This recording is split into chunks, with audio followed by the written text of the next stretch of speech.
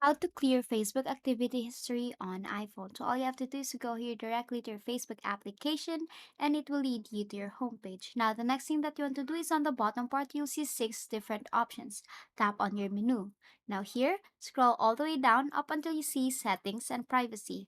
Tap on settings and privacy and go to settings. Now here, what I want you to do next is to scroll down up until you see the your activity section and tap on activity log.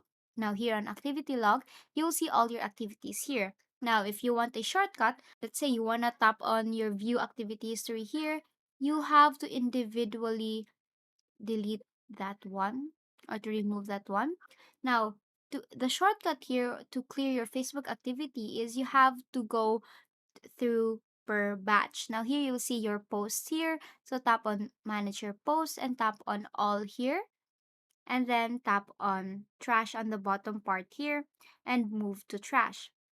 Now just wait for it to load and take some time to process all the changes here. And here you have deleted the your post here. The next thing that you want to do on your activity history is to go to your activity you're tagged in. So you do the same process here. So with this interaction, tap on manage interaction and tap on all here and tap on remove here.